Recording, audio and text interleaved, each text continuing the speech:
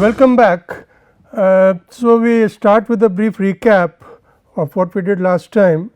In the last lecture, I introduced the concept of index futures, stock index futures, but prior to that we also discussed a slightly modified version of the capital market line where and the security market line, where instead of using the beta R space, we use the rho sigma versus R space. Rho sigma being plotted along the x axis and expected return along the y axis. This is very similar to the security market line, but the important thing here is this is more explicit in describing the fact that it is only the risk that is related to the market as captured by rho which is priced by the market. For example, in this diagram if you look at it, there are two securities, one is M and the other is P. Both of them have a standard deviation of 10 units and M being the market portfolio has a rho of 1 of course, whereas the other security P has a rho of 0.6. If we plot it along this particular security market line in this particular space, two dimensional space, we find that M is giving a return which is represented by this line, let us call it R M, whereas in the case of P, that return is getting scaled down. The expected return that the market attributes to P or is willing to give to a security P is scaled down from R M to R P. And why is this happening is interesting. It is happening because P is not perfectly correlated to the market portfolio. P in fact happens to be having a correlation of 0.6 with the market portfolio, and therefore, only this 60% of the standard deviation is what is being priced by the market, as a result of which we get a lower return. Then we concluded the discussion on the capital asset pricing model, and I introduced the concept of stock index futures. Now, while talking about stock index futures, I demonstrated that if you have a long portfolio of stocks, a portfolio consisting of long securities, long a number of shares, and if you add a short position in the market portfolio, you can manage the systematic risk of the overall portfolio.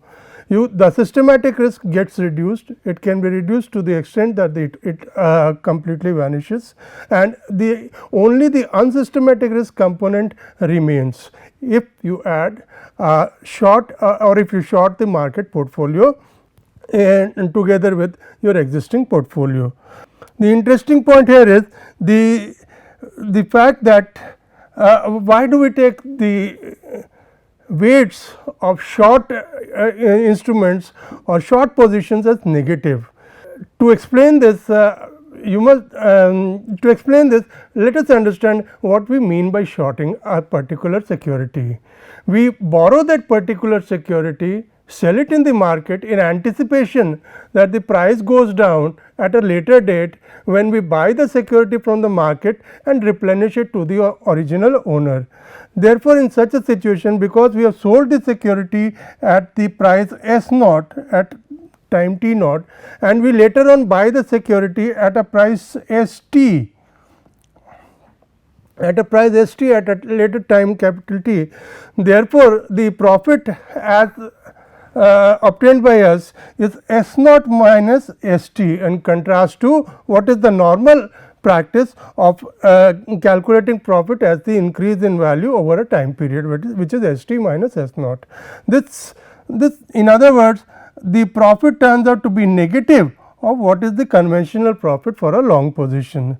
And because of to retain this definition of return as S t minus S naught, we ascribe a negative weight to we can write it as minus of S t minus S naught.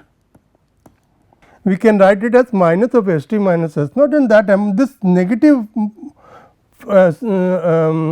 sign is captured by the weights which is shown in this particular case. So, whenever we short a security, we ascribe a negative weight to it, whereas whenever we long a security, we ascribe a positive weight to it. That is because of this reason the profit function gets reversed. Now, coming back to our original discussion, when we short a market portfolio together with our existing portfolio, we manage the systematic risk. Now, because of no arbitrage requirements, as has been explained frequently, the futures prices move in alignment to a large extent with the spot prices, with the cash prices. Therefore, if you the shorting of a market portfolio would be equally achieved by taking a short position in index futures, and that is the philosophy, that is the theory behind the popularity of index futures. When you invest in an index futures, when you take a position in an index futures, you are effectively taking a position in the index itself. For example, if you are shorting index futures, you are taking a short position in the market to a significant extent, and therefore, by taking a short position in index futures, you are able to manage the systematic risk of your portfolio, keeping the unsystematic risk undisturbed. Now, what are index futures? Index futures are futures contracts where the underlying is the index. We are all accustomed to futures contracts on commodities, we are accustomed to futures contracts on stocks. It is easier to visualize index futures as a future on a stock, where the stock is nothing but a mixture of securities. It is a portfolio which represents a mixture of securities, which is nothing but the index itself. In other words, we have an index which is to be which is supposed to be statistically representative of a market or a section of the market, and we treat that as a security. That portfolio of comprising the index of securities, we treat it as a portfolio or as a single security, and we have futures contracts on with this particular portfolio as the underlying. That is what we call stock index futures. I reiterate, what is the stock index? The stock index is a group of securities. See, there are thousands of securities being traded in a market. We collect a sample of those securities, a small sample, as small as possible. We collect a sample of those securities which are statistically representative either of the entire market that we choose to represent, or a particular sector that we select that index to be representative of. That index comprises of a number of securities, number of shares. That number of shares is a portfolio. You write futures contracts on that portfolio, that is what constitutes the stock index futures in simple language. Now, because it is physically not possible to deliver the index or the portfolio of shares comprising the index, these futures must necessarily be cash settled. And a long position in a stock index futures is nothing but taking a long position in a portfolio of stocks that is represented by that stock index future, that is the underlying of the stock index future, that index itself, which is a group of securities, a set of securities. As usual, the contracts are marked to market daily, and on the final trading date, what happens is, whatever is the spot value of that index, which is the underlying of the futures contract, is treated as the final settlement value of the futures contract by virtue of the principle of convergence. Because this futures prices and spot prices must converge on the last date of the futures maturity, on the maturity of the futures contract. Therefore, on that particular day, which is the final settlement, the futures contracts are marked to the spot value, and whatever differential arises is cash settled between the participating parties. Just to exemplify what I have been saying, let us look at the contract specifications of the S&P BSE Sensex futures. The underlying is the S&P BSE Sensex, which is a set of 30 securities and which is supposed to be completely statistically representative of the entire stock market. The contract multiple is 15. Contract multiple is nothing but the lot size. See, we have two things here. One is the futures, just like in any other futures contract, we have two issues. One is the price per unit of the underlying asset, or the future price per unit, the future price per unit of the asset, per unit of the asset, and the price of one contract, one futures contract. These are two different things. The price of one futures contract is nothing but the lot size into the futures price per unit of the asset. Similarly, here we have a lot size of 15. That means, the value of a futures contract is 15 times the value of the index at that point in time. The value of a contract at any given point in time is 15 times the value of the index, futures index at that point in time, the future value of the index at that point in time. Now, as far as maturity is concerned, SEBI has allowed 3-month contracts at the futures contracts.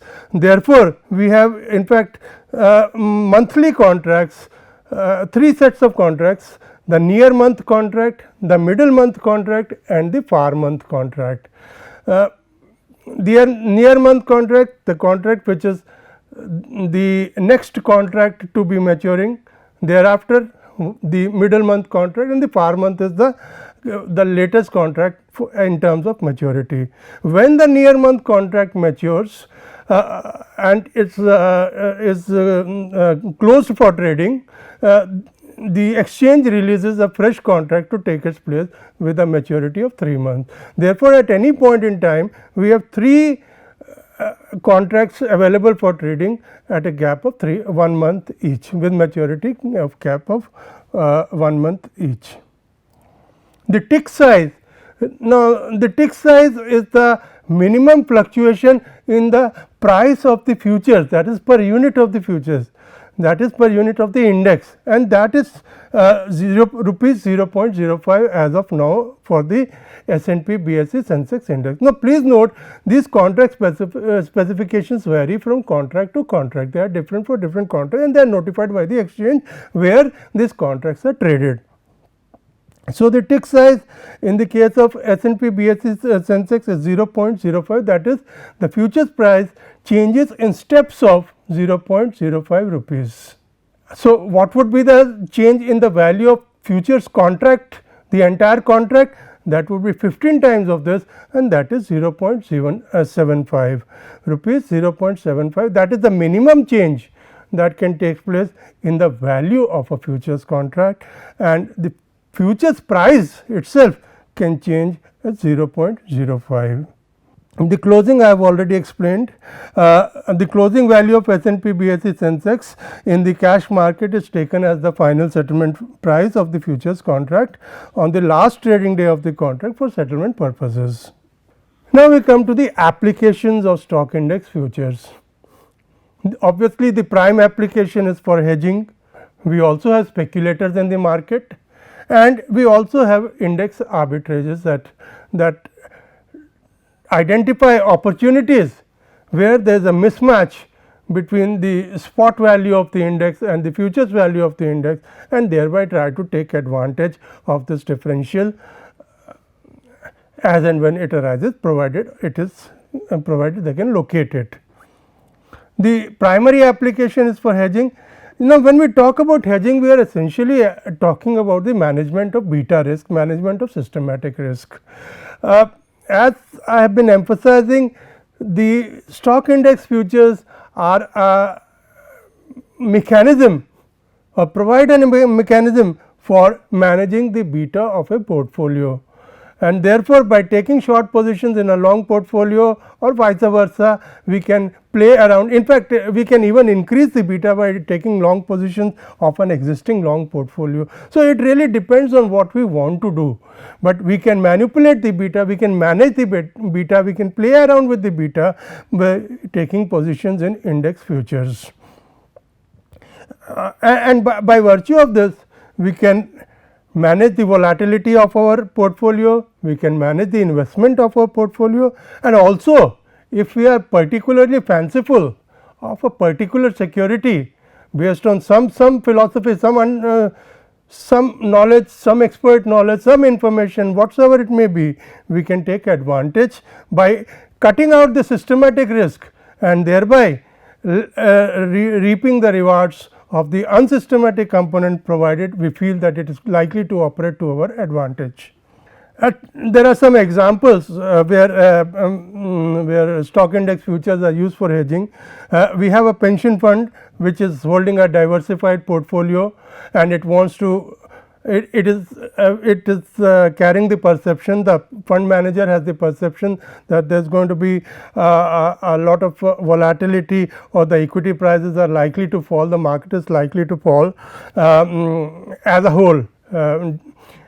At the systematic level, obviously by taking a short position, because it has a long portfolio, it can reduce the beta of the portfolio and thereby reduce the impact of the market on his portfolio by taking positions, taking a short position in index futures. Similarly, if you are worried about the volatility, again if the volatility is market oriented, that means if the volatility is arising from general market factors, you can protect yourself by reducing the beta of your portfolio by taking short positions if you have a long portfolio, and vice versa.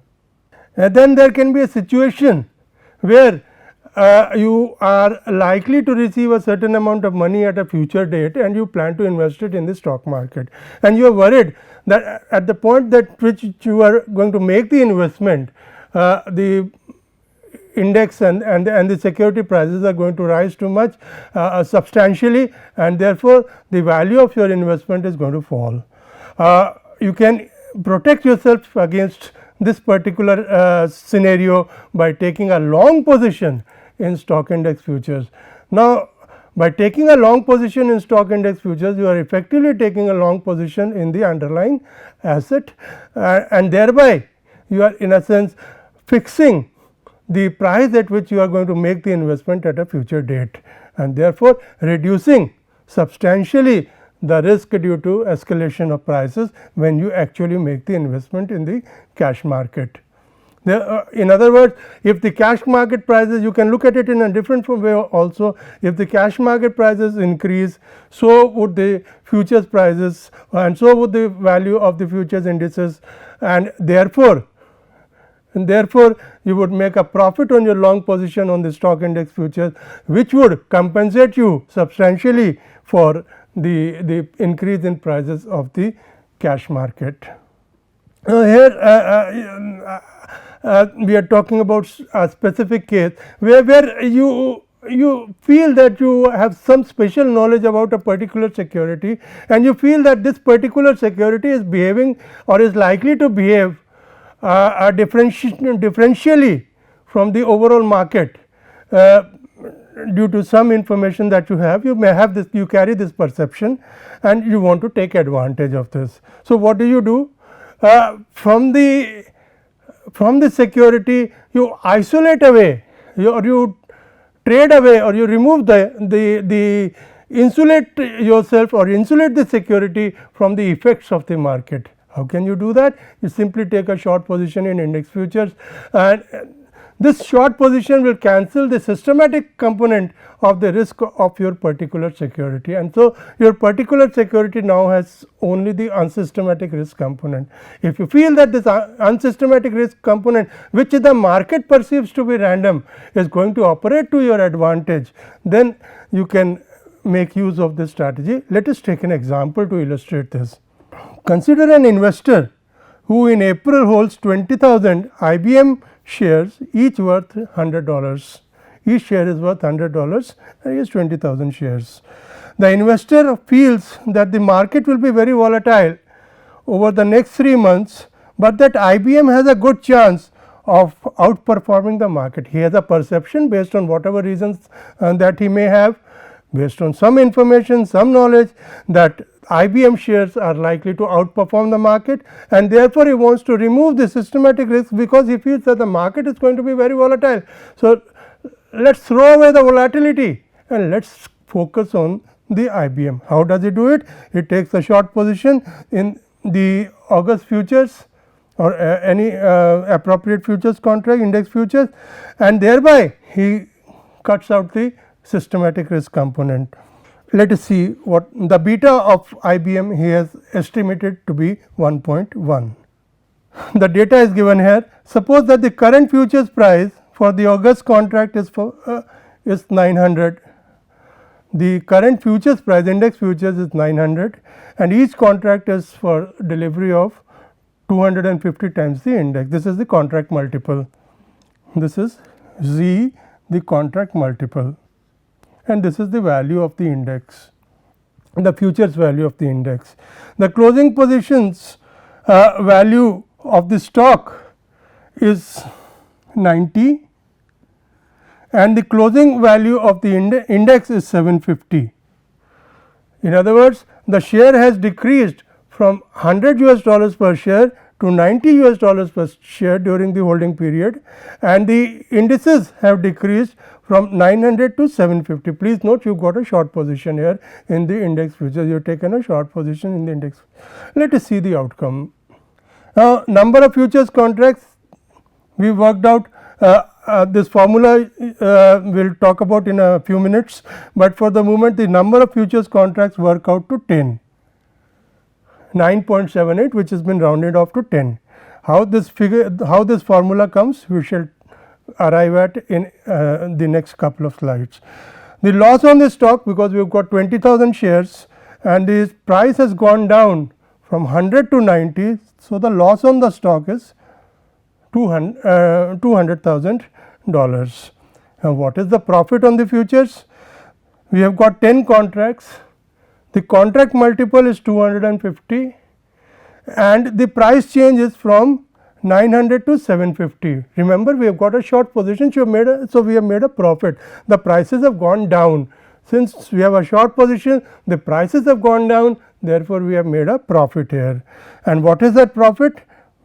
Per contract, it is 250 into 900 minus 750, and because we have got 10 contracts, the total profit works out to 375,000 US dollars. So, our profit is on the future side, our profit is 375,100 US dollars, and the loss on our cash position is 200,000 US dollars. So, the net profit that we end up with the combined hedge transaction is 175,000 US dollars, 175,000 US dollars. Now, let us analyze this profit. The percentage loss on the market as worked out from the futures. Futures have declined from 900 to 750. So, the percentage loss is 150 divided by 900, which comes to 16.67%. The beta of the IBM stock is 1.1. Therefore, the systematic loss should have been 18.33%. In other words, the systematic loss due to the market activity alone is 18.33%, which works out to 366,667. Now, this loss is covered by the profit on the futures. This loss 366,667 is covered by the profit on the futures. Why is this difference arising? This difference is arising because of the rounding of the contract, one of the constituents of the basis risk. Because we have rounded off the number of contracts from 9.78 to 10 number of contracts, we have to have it as an integer, as a whole number, and therefore, the two figures are different from each other marginally. This is due to the rounding of the contract. Nevertheless, the outcome is that the entire loss due to the systematic risk, due to the market factors, due to the play of the market, has been eliminated by holding a short position in the futures. And what about the rest? Our net loss has been 200,000. The systematic loss has been this much. So, our unsystematic profit, this is our unsystematic profit. This is that random component in our regression equation, the unsystematic profit that we have here. To recap, our systematic loss as worked out to be 18.33% comes out to be this. This loss has been recouped by our short position in the index futures almost entirely, and therefore the net loss on the shares, which is 2 million less the systematic loss, is what profit we have made. We have made a loss of this much. Actual the loss should have been this much. The actual loss is this much. The loss should have been this much. Therefore, there has been some betterment here. Something special has happened, and that something special is nothing but the random component this much. Now let's further analyze it. This particular amount 166, which is in a sense the random component, has arisen. Why? It has arisen because I picked up this particular stock. Why did I pick up this particular stock? Because I had some knowledge, some information that it would perform better than the market. In other words, I had something special about the market which was not known to the market. This is important. I emphasize it, I reiterate this, that there was something which was not known to the market, which was known to me, and therefore, I made this profit. Now, because this was not known to the market did not build this particular amount or the impact of this knowledge, this information into its price, and therefore, it turned out to be underpriced, and it gave me this exceptional profit. I realized that this is an underpriced security because I had knowledge of it. I had special information, special knowledge about it, that this security is underpriced. But the market is going to view it as random, because market does not know that it is underpriced. Market did not have this information. So, as far as the market is concerned, this return appears as a random return in the regression equation that we talk about. This is the random component from the perspective of the market, but as far as I am concerned, I am rewarded for that special information that I have generated. Now, I just mentioned about the number of contracts. The number of contracts, how do I arrive at? This is given in this particular slide. Let us go through it very carefully, very slowly. The total change in the total investment, as you know, is QS into S plus minus sign, because they are opposite. So, QS into S minus QF into F.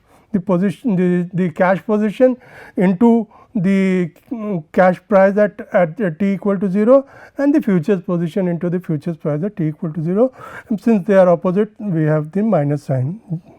The change in the value of the investment delta I, which is a stochastic variable, will consist of QS into delta S. Delta S is stochastic, minus QF into delta F. Delta F is also stochastic. These are changes in prices, and they are for example, delta S is ST minus F0, delta S is ST minus S0, and S0 is known, but ST is stochastic. Similarly, delta F is FT minus F0, FT is stochastic, F0 is known. So, the rate of return on the investment is delta I upon I0, the initial investment I0, that is given by this particular expression. And now, the important thing is, we are assuming that margin requirements are negligible.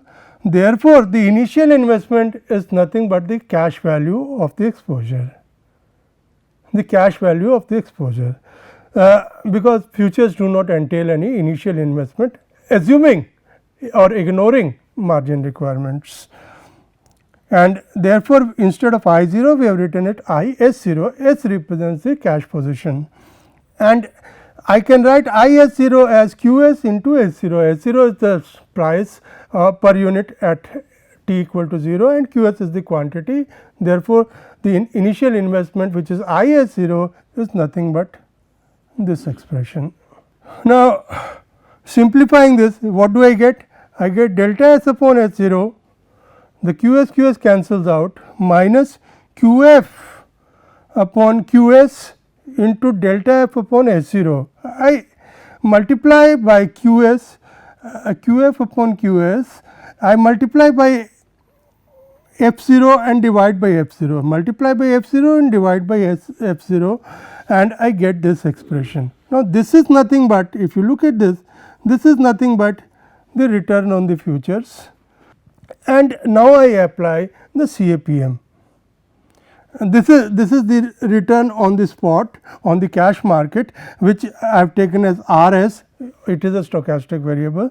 QF into F0 is nothing but the value of the futures position. QF is the number of units that I have taken in the futures market. F0 is the price per unit of the futures at t equal to 0. Therefore, this is nothing but the value of the futures exposure, and similarly QS into H0, as I mentioned earlier, is the initial exposure or initial value of the cash holding into RF. RF is delta F upon F0. Now, let us apply the CAPM to this and this.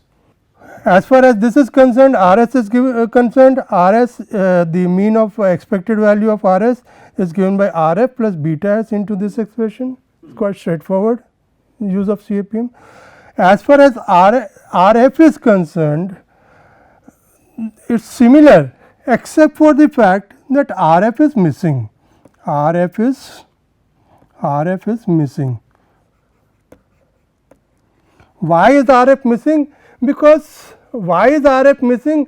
Because we do not have any initial exposure, initial investment, I am sorry, because we do not have any initial investment. Because we do not have any initial investment, there is no opportunity cost of funds being tied up in investment as far as futures are concerned. Therefore, when we talk about the futures return, this component, this RF component will not be there, because there is no initial investment as far as futures are concerned, and only the second part, that is beta f into E of Rm minus Rf will remain. Putting these respective values and setting E the return on the investment with beta h, where beta h is the beta of the hedge position, the complete hedge, that means the cash plus the futures, the hedge position, and setting the respective values there, we get beta h is equal to beta s minus this expression, beta s minus value of the futures exposure divided by value of this spot exposure into beta of the futures. I will continue from here on after the break. Thank you.